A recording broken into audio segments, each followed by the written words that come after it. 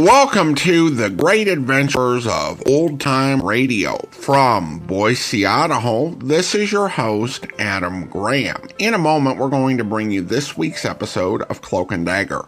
But first, I want to encourage you, if you enjoy this podcast, to follow us using your favorite podcast software. And also to state that today's program is brought to you by the financial support of our listeners. You can support the show on a one-time basis, support.greatdetectives.net, or become one of our ongoing Patreon supporters for as little as $2 per month by going to patreon.greatdetectives.net. But now, from June the 11th, 1950, here is The People in the Forest. Are you willing to undertake a dangerous mission behind the enemy lines, knowing you may never return alive?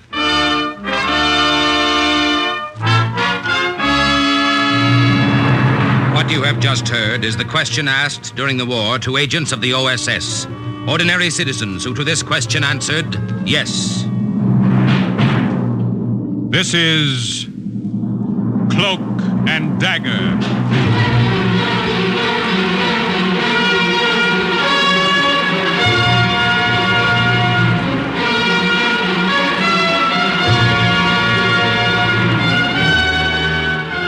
Black warfare, espionage, international intrigue. These are the weapons of the OSS. Today's story, The People in the Forest, is suggested by actual incidents recorded in the Washington files of the Office of Strategic Services. A story that can now be told.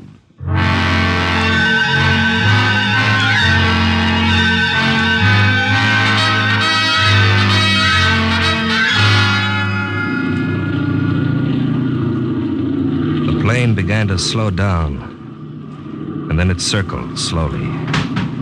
Someone pulled the cover off the jump hole, and I got my first view of France. Occupied France. August 1944. Action stations. On the ground to the right, I could see fires like safety matches lit in the moonlight. And I wondered how big they really were, those fires that were out there to guide us in. The dispatcher told me I was to jump second. Running in. Ready, number one? Ready? And then it happened. The first bad break of that mission. Only it didn't happen to me, it happened to Chris Fowler. See you in France, Capella! Okay, Fowler. Number one. Good luck. Go! Geronimo! I just stood there looking down, watching him go. And then my heart started to pound all over me. My breath caught, and I nearly choked on it. Chris fell and fell and fell. The chute didn't work.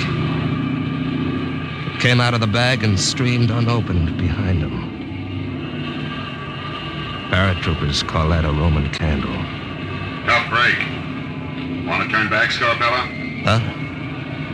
No, I'll jump it. Okay, then. Ready, number two? Number two. Ready? Ready? Jump! The wind came up and hit me in a rush. I felt myself falling. I think I died a few times until I heard the crack of the chute. Beautiful. Beautiful, beautiful. The most beautiful sight in the whole world, that big white umbrella over me.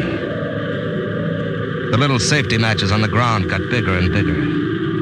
I realized they were torches. And then I saw a figure of a man waving.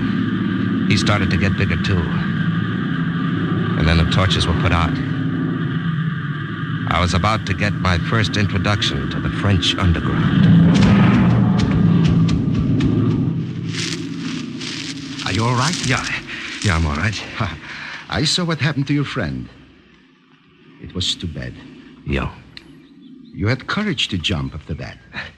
Maybe if I'd stopped to think about it, I never would have. Maybe I was afraid I'd never jump again if I didn't then. Well, anyway, here I am. My name is Captain Robert Scarpella. Captain Robert Scarpella, American. Welcome. Welcome to France. I'm ecstatic to make your acquaintance, Captain. The little guy threw his arms around me and friend. kissed me. When I was 12, I'd said nix to kissing my father goodnight because it embarrassed me. And here was this little Frenchman with the beret and baggy pants and farmer's shoes with his arms around me.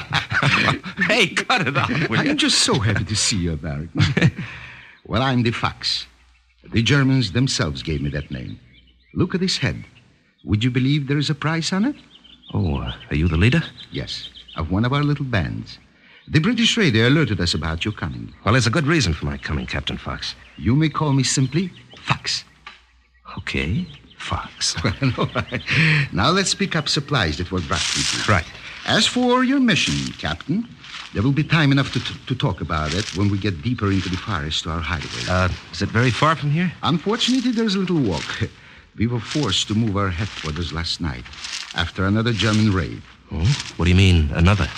Our positions have been raided 3 times the past month, almost as if the Boche were given a map of where we were in the forest. Oh? Sounds to me like somebody's dirty work. I have thought of that, Captain. But if there is a traitor in our group, I shall find him. We know how to deal with such. I'll bet you do. Oh, here we are. Oh, that's nice. Very, very, very nice. This Carmen rifle, beautiful, beautiful. Now, there are shoes in those packages, too, and food and grenades. Oh, what a beautiful rifle. I was to tell you to expect a heavy supply drop in a few weeks. Oh, what a beautiful rifle. We still are using field pieces from the Franco-Prussian War. But this is a beauty. Now gather up your things, Captain Scarpella. I'll be back in a few minutes. I'll be back. The Fox disappeared into the woods. The whole thing seemed like a crazy nightmare. The whole forest surrounded by Germans. And yet here I was passing the time of day just like nothing at all with a Frenchman who had a price on his head. And somewhere out there, where he drifted, Chris was a dead heap under a lot of parachute silk. I grabbed a gun, and I waited for trouble. I didn't know whether to go after the Fox and take a chance on being ambushed or stay where I was. Someone was coming. I ducked behind a tree. The only thing I could figure was the Germans had seen the plane, seen me land. I took aim. Carefully. Slowly. American, where are you? Oh, for crying out loud, what happened? What were those shots? I just wanted to get the feel of your gun. So I simply tried it on a couple of Germans over the edge of the hill. It sights very well, though. Oh, for crying out loud.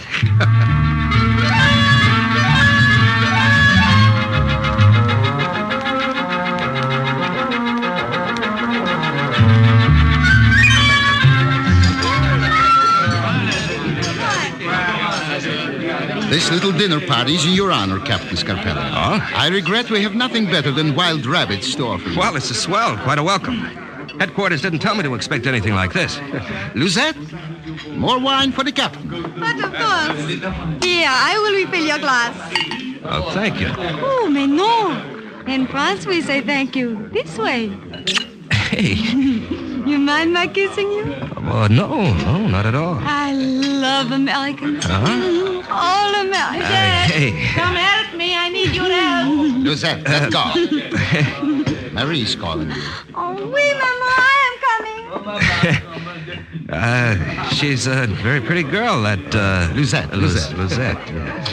And very young. Yeah. Only 17. Oh? Already she has seen so much. Hiding like this in the forest, sneaking back into the German-held village. Into the village? Oui, monsieur. Many of our group work in the village, right under the noses of the enemy. And the Germans do not know that they are members of the Maquis. Oh, but they know you're here. Oh, they know that we're here, but they do not dare come near the forest, except in big raiding parties. Uh-huh. They know very well that to one dead of ours, there will be 12 dead of theirs. Well, Captain, now about your mission. Its purpose? Tell me more, please. Well, I was sent here to find out the German defense plans for the port of San Nazaire and the entire coastal area around here. Now, I know those plans are in German headquarters in the village.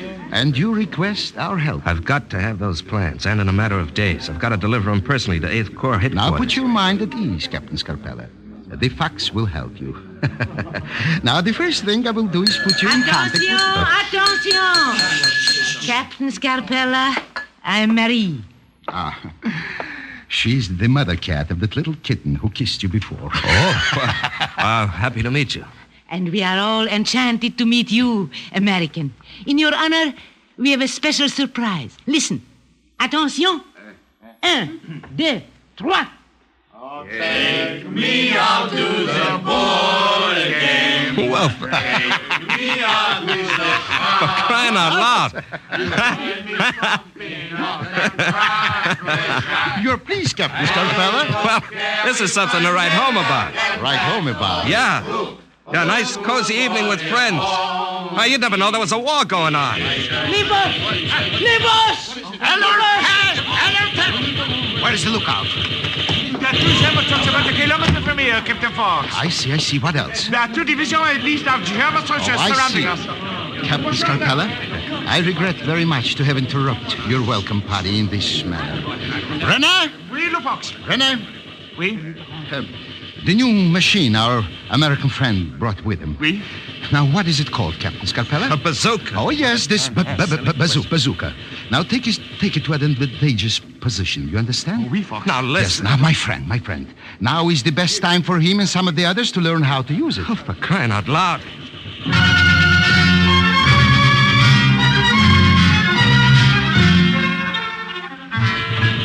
If I thought it seemed like a nightmare before, it was nothing to what happened now. It's so mixed up in my mind I can't remember it clearly. It wasn't anything like the patrols I'd been trained for in the Army. Now, Captain Scarpella, follow me, please. All right. These Germans are becoming very annoying. Would you mind pointing that the other way, Fox? Yes, excuse me. This bazooka is a beauty. Just a little beauty. From out of nowhere, a German soldier fell forward on his face. And then the Fox and I moved on. I remember thinking, cripes, this is like kids playing cops and robbers. French boys, still in their teens, ran by with the cross of Lorraine sewn on their coats. I saw Marie take aim behind a tree. And all the time, the Fox kept smiling. He never stopped smiling. I feel selfish, Captain Scarpella. Give me that gun. I will let you borrow yours a while. There, about 50 yards ahead, there is a juicy rabbit in German uniform. Oh? Please, get him.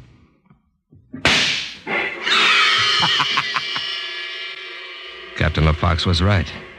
The rifle did sight well. And then all of a sudden there were less Frenchmen around and more Germans all around us. In a case like this, my friend, the best course is to run. Well, let us run.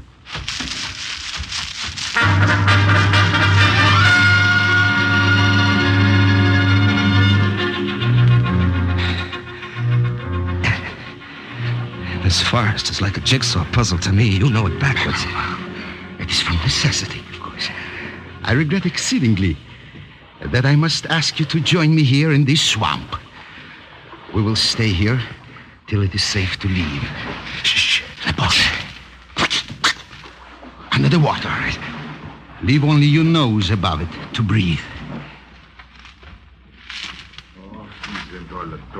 They are ghosts. How can one fight what one cannot see? I think we have them this time, Herr Hauptmann. They are scattered and disorganized. Perhaps this is the end of our trouble with them. Relaxed. They have retreated. But those arrogant devils may return again. Well, we'll find out from our informant later how good a job we have done this time. Yeah. I'm going up ahead. Shall I stay here as guard? No. It is not necessary. There's nothing here. Come better with me. Yeah, Herr Hauptmann.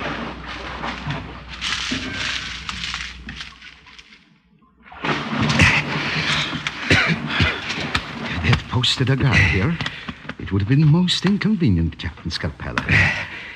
Are you very wet? What do you think? Well, there'll be clean clothes for you at our hideout. Come. It is time for us to go there. Well, this has been a very annoying evening, Captain. Fox, did you hear what they said about... An informant. I heard.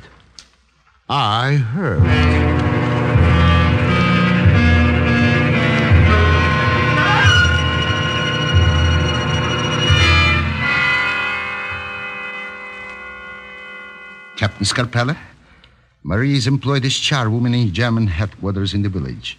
She is the contact of whom I spoke. What can I do to help you? Just tell me. There are plans for the defense of Saint-Lazare. What do you think the chances are that they may be in the files of the office where you work, Marie? Very good, I would say. Marie, tell me, what are my chances of getting into those files? Also very good. The door of the Hauptmann's office is left open for me, so I may wash the floors. I see. It will be easy to enter. As for the files, I have a key. A key? Wait, I will give it to you. Well, this is better than I hoped for. When can we go, tomorrow? Tomorrow? Why not now? The Germans are still out searching the forest, and the coast will be clear. Let us leave now. Well, I'll say it for you, Captain Scarpella. For crying out loud.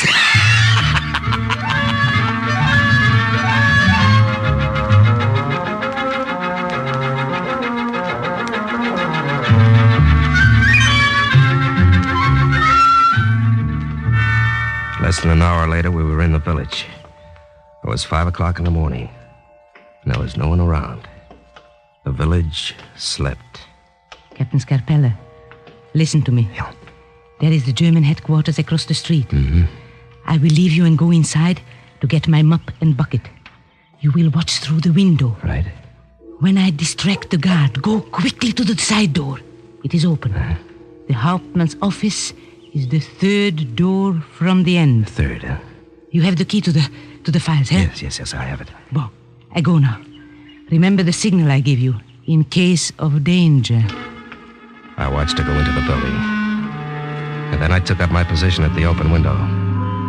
There was a guard at the front desk. No one else around. I pressed myself into the shadows. And after a while, Marie came to the front desk and began to mop the floor. How are you doing here so early? I'm not that early, Sergeant. And the sooner I finish, the sooner I am through. I'll go about your business then. I knew that soon she'd do something to distract her. You're disturbing me. This too must be washed, no? I will be through presently. Fine. They are. You spilled that all over my boots. I'm so sorry. It was not deliberate. All over my boots. And look at the The mess. side door was open and she said it would be. Sorry for this. 1, 2, 3. The third door from the end. Over the other end of the room. I said, I made it. The German captain's office. And in the corner were the files. The key in my hand was hot and sticky. It fit. The key fit. I knew it would, but somehow it slid in and turned. I took a breath of relief. I didn't have much time. I knew it didn't have much time. I had to find those plans, but where? The papers, where were they? And I heard Marie's signal. And I froze. What a break. But I couldn't stop searching now. Where are they? I only meant that I would have been through with washing the floor in front of your office. Almost as if God had put it into my hand at the right moment, I found the photostatic copies of the defense plans. And now, if she could only hold them off until I got out of the place. Very well. Let's see now, let's see. The window, that's it. It was only a short drop to the ground and still no one in sight. I had a feeling Marie could take care of herself, and I started back for the forest, the plans in my pocket.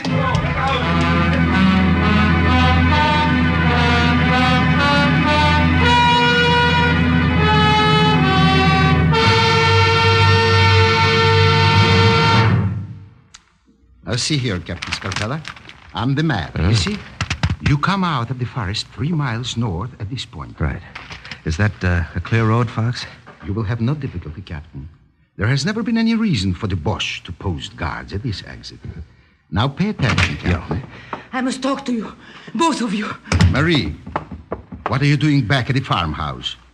Why are you not in the village? Marie, was there trouble after I left through that window? Do they know about the papers? They know, because they were told by a dirty little spy from our own ranks. What? Now, please, quiet. This is my business, Captain. Speak, Marie. I overheard the spy. One of us.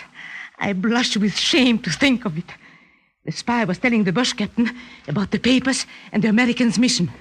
Fortunately for you, Captain Scarpella, the spy was not able to warn him early enough. Go on, Marie, go on. And the road is blocked, however. You are trapped here, American. You may have the plans, But there is no way for you to leave and deliver them.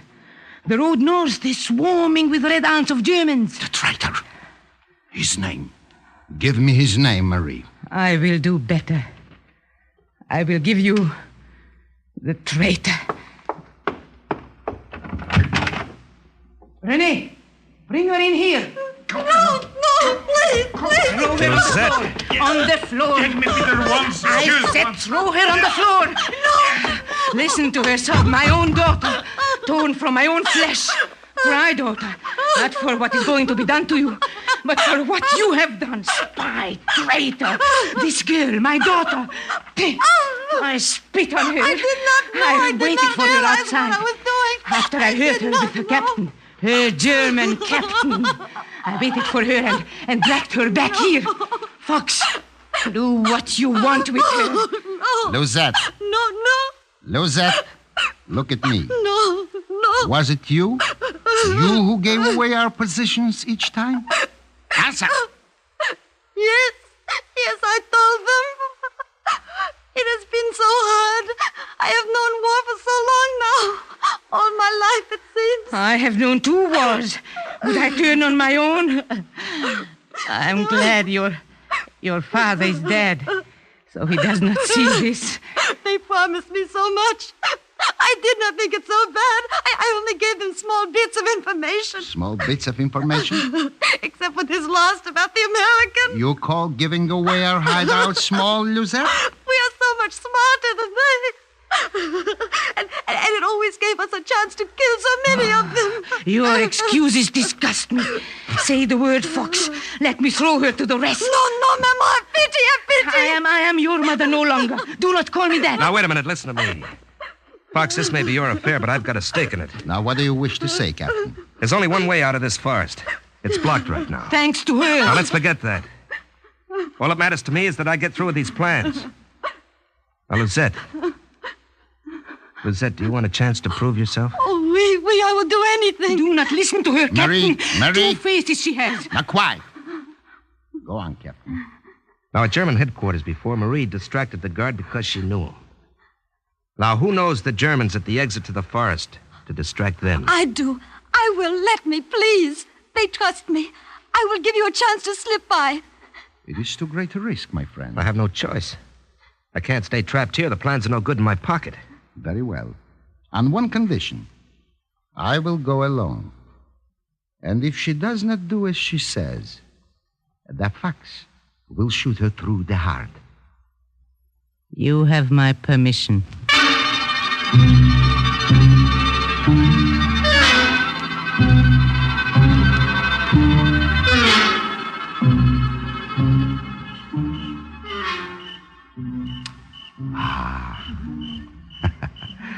There are many clouds out tonight to hide the moon. Well, the darker the better. Luzette, there are your friends at the foot of the hill. Go to them. We will hide here among these piles of firewood. I will go. And remember, Luzette, this gun is aimed at you. Go. We hid behind towering cords of tree trunks and branches piled in the woodlot for the village's firewood.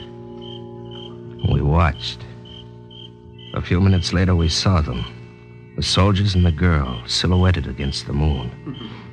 We couldn't hear what they were saying, but every once in a while, we heard them laugh. They swarm about her like bees about a flower. Come this way. We will sneak past them and into the brush. Quiet now. She's doing a good job trying to redeem herself. Stupid American is completely trapped with no way out. You're a sly one, Lucette. Du bist sehr klug. Stein 22, the Hauptmann don't make a mistake with you, no? There are advantages to being an officer, eh? Halt! Stop! Oh, we're caught. Be still, American! Run! Captain, this way, into the brush. Halt! Get back! Halt! Get back! Let go of the gun! I won't!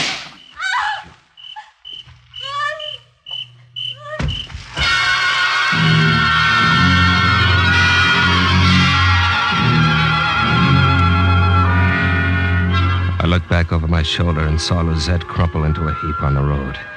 I knew she was dead. Do not grieve for her, my friend. It is best this way. It is easier than living with herself. How do we get out of this? We're surrounded. You're surrounded, American. Surrender. Surrender.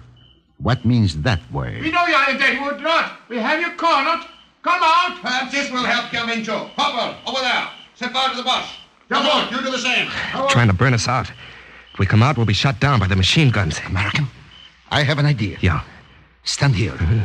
When you hear a loud crash and I call out, you run through the fire. It is not bad yet, my friend. He ran, like the fox of his nickname, to the tallest pile of firewood. In the dark night, I saw him struggle with a log at the base of the pile, and then the huge tower of wood came tumbling down and he screamed. I plunged through the fire and found the path. And a few minutes later, the sly fox miraculously joined me. You can make it from here alone to the American lines, Captain Scarpella. What about you, Fox? Don't worry about it, Fox. I'll get back all right. Perhaps we shall meet again one day, Captain. Who knows? Well, au revoir, then. Goodbye.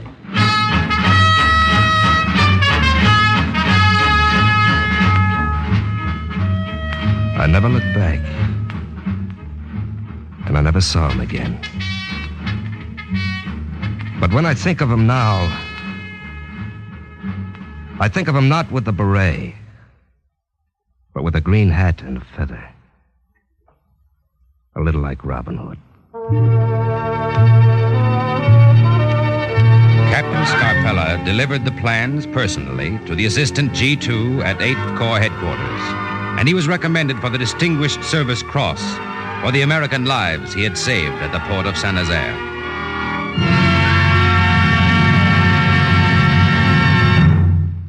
Thus, the exploits of another OSS agent closes with the words, Mission accomplished. A further adventure in black warfare is next week's Cloak and Dagger.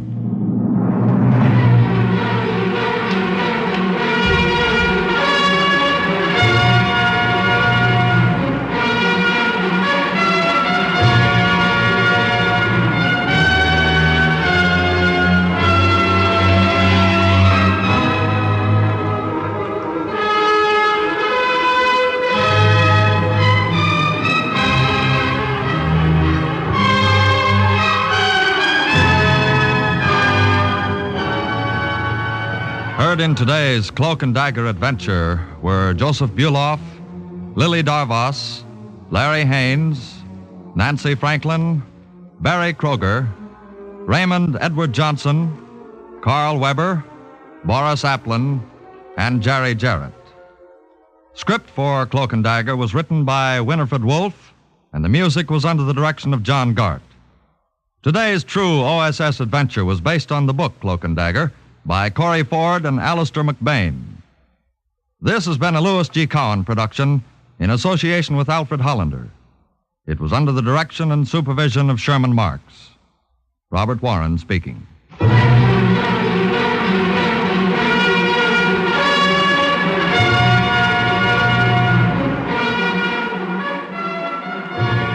Stay tuned now for the up-to-the-minute news on the Open Golf Championship.